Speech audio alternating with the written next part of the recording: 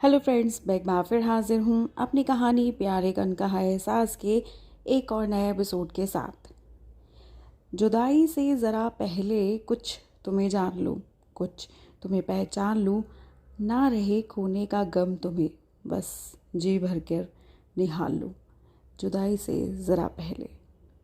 अब हमने आखिरी कहानी में सुना था कि कैसे मोहन की बॉडी में पॉइज़न मिलता है और डॉक्टर पुलिस केस कर देता है।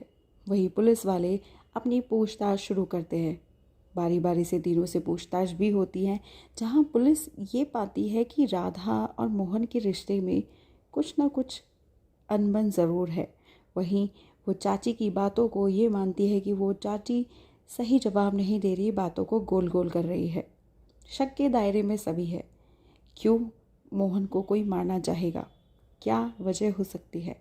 क्या राधा खुद मोहन को मारना चाहती थी, बदला लेना चाहती थी, या फिर चाची ने किया ये सब?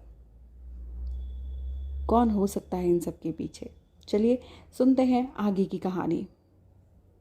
अब पुलिस अपना काम करके निकल जाती है, लेकिन अब सब मोहन के जागने का इंतज़ार करने लगते हैं, क्योंकि वही ये बता सकता है कि उसके साथ क्या हुआ था और किसने किया था। राधा दुखी मन से सोचने लगती है कि क्या सोच के आई थी वो और क्या हो गया। अगर वो मोहन की ज़िंदगी में वापस नहीं आती तो शायद उसकी ये हालत नहीं होती। अब बस मोहन जल्दी से सही हो जाए और फिर वो वापस लौट जाएगी। वो मोहन की जान और खतरे में नहीं डाल सकती। तभी वार्ड बॉय राधा के पास आता है और उसको सहारा देते हुए बोलता है, बहन, तुम्हें अपने आप को संभालना होगा, और अगर तुम्हें ऐसे टूट गई तो मोहन को कौन संभालेगा? जरा उसकी हालत तो देखो, क्या हो गया है उसे, और उसकी ये हालत किसने की है ये कौन पता करेगा? अब तुम्हें खुद स्ट्रांग होना होगा और इस बात का पता लगाना होगा कि मोहन के साथ उस रात हुआ क्या था। अब राधा भी आंसू पोंछते हुए कहती है, हाँ, आप बिल्कुल ठीक कह रहे हो। अब मुझे एक पत्नी होने का फ़र्ज़ निभाना ही होगा, और मोहन की इस हालत के पीछे कौन है, इस बात का तो पता करना ही होगा। और जब तक मैं इस बात का पता नहीं कर लूँगी, मैं अपने आप को माफ़ नहीं करूँगी, क्योंकि उसकी इस हालत की ज़िम्मेदार कहीं ना कहीं मैं भी हूँ। बस अब और नहीं, इस बात का तो मैं पता करके ही रहूँगी कि इन सब के पीछे कौन है। राधा फिर कुछ लंबी सोच में डूब जाती है। वार्ड बॉय फिर से राधा को ज़ोर से हाथ मारते हुए कहता है, कहाँ खो गई बहन तुम? राधा अपना ध्यान दौड़ते हुए कहती है, पर, और फिर एकदम चुप हो जाती है। वार्ड बॉय चौंक कर कहता है, क्या पर? अब राधा दुखी मन से कहती है, पर इस बात का पता मैं कैसे लगाऊंगी और कहाँ से इसकी शुरुआत करूँ, कुछ समझ नहीं पा रही हूँ। तभी वार्ड बॉय अचानक से खुश होकर कहता है, जहाँ से इसकी शुरुआत हुई है वहीं से पता लगाना शुरू करो। देखना, वहीं से हमें कुछ ना कुछ ज़रूर मिल जाएगा। मुझे पूरा यकीन है कि हम इस जड़ की तह तक ज़रूर पहुँचेंगे और तुम्हें और मोहन को फिर से एक कर पाएंगे। राधा अपने चेहरे पर परेशानी लिए वार्ड बॉय से बोलती है, आप बिल्कुल ठीक कह रहे हो। हमें आज से ही काम शुरू कर देना चाहिए। पुलिस को अपना काम करने दो और हम अपना काम करते हैं।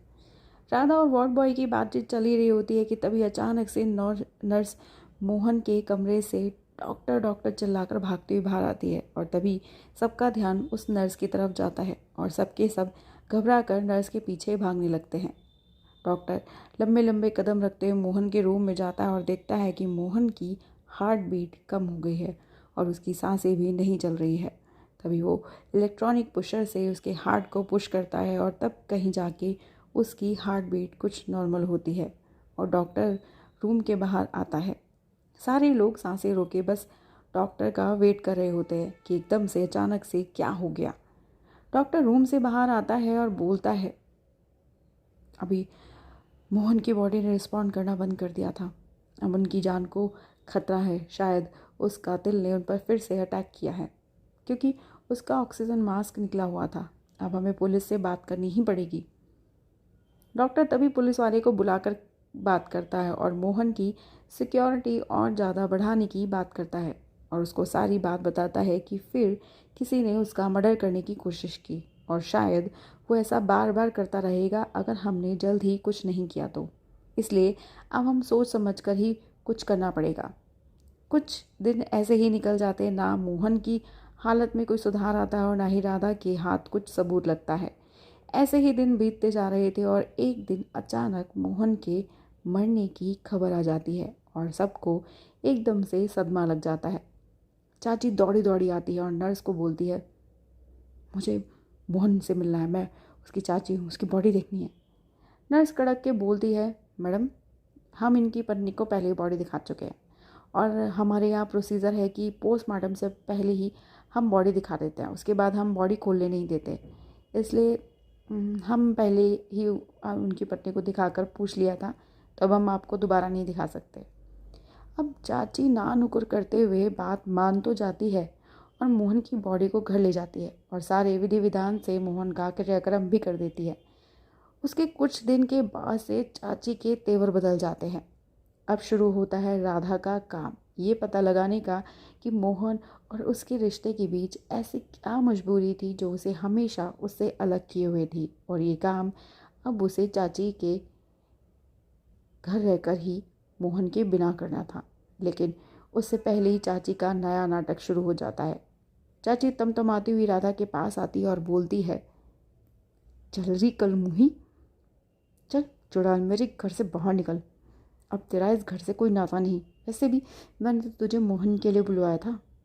अब जब मोहन ही नहीं है तो तेरा यहाँ क्या काम। राधा रोते हुए और गिड़गिड़ाते हुए कहती है, माँ जी मुझे कुछ दिन और रह जाने दीजिए, मेरे पास कोई घर नहीं है और मैं इस बच्चे को लेकर कहाँ जाऊँगी। जब तक कुछ रहने का जुगाड़ नहीं हो जाता तब तक आप मुझे अपने साथ ही रहने दीजिए। वैसे कहते भी है कि जब कोई मर जाता है तो उस घर को अकेला नहीं छोड़ते, नहीं तो उस घर में मरे हुए आदमी की आत्मा बस जाती है। अब चाची थोड़ा सी सहम जाती है और राधा को कुछ दिन रहने की परमिशन दे देती है। चाची मुंह चढ़ाते हुए राधा को कहती है, बस कुछ दिन यहाँ रह सकती है, पर इसका मतलब ये नहीं कि मैं अकेले रहने से डर गई, बल्कि मुझे थोड़ी सी दया आ गई तेरे पे, इसलिए यहाँ रह सकते हैं कुछ दिन और। अब राधा के कंधे पर इस बात की जिम्मेदारी आ जाती है कि उस समय में मोहन के साथ क्या कुछ हुआ है इस बात का पता लगाए। क्या वाकई में राधा अपने इस काम में कामयाब हो पाएगी? क्या वाकई में राधा चाची के साए में रहते हुए वो सबूत ढूंढ पाएगी जो मोहन के कातिल के खिलाफ हो? क्या वाकई में वो इस गुत्थी को सुलझा पाएगी? अगले भाग में हम सुनेंगे कुछ ऐसा होगा जिसकी खुद राधा ने कभी उम्मीद भी नहीं की थी और ना सोचा था कि ऐसा कुछ हो भी सकता है। तो हमारे साथ बने रहिएगा अगले भाग में भी। अब सुनते हैं लेखक की कलम से प्यार। देखो तो ज़रा हाल कैसे हैं उन जनाब के जिन्होंने इश्क एक गुनाह है कहकर ताले लगा दिए हैं दिल की धड़कनों पर।